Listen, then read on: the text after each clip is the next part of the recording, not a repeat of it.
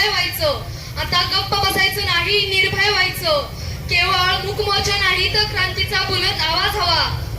केवळ क्रांतीचा मूकमोर्चा नाही तर क्रांतीचा बुलंद आवाज हवा.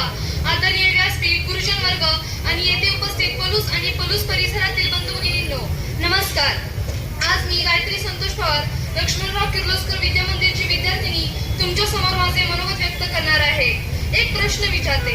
आज आपण कुठल्या तोंडाने म्हणतो आपला देश महान? आज आपण कुठल्या तोंडाने म्हणतो आपला देश महान? ज्या देशात एक बाप आपल्या मुलीला रात्री 8 वाजेनंतर घरी बाहेर पाठवायला घाबरतो, तो महान देश कसला?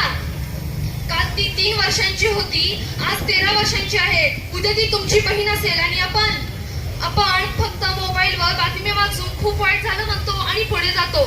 एका 13 वर्षाच्या निष्पाप बालिकेवर झालेला तो अमानुष अत्याचार विचार करून ही अंगावर काटा येतो. काय चूक होती त्या मुलीची? माणुसकीला काळीमा फासणाऱ्या त्या घटनेने अख्खा भारत देश हादरला आहे.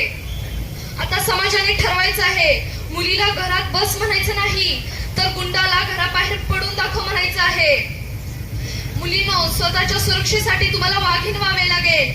चला, या पलूसच्या मूकमोर्चातून सर्वांना दाखवून देऊया की आम्ही आमच्या बहिणींना न्याय मिळेपर्यंत गप्प बसणार नाही.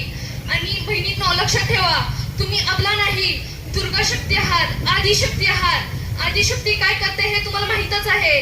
त्यामुळे डोके उंच करून जगा आणि ताट मानेने जगा. जय हिंद, जय महाराष्ट्र. धन्यवाद. खूपच सुंदर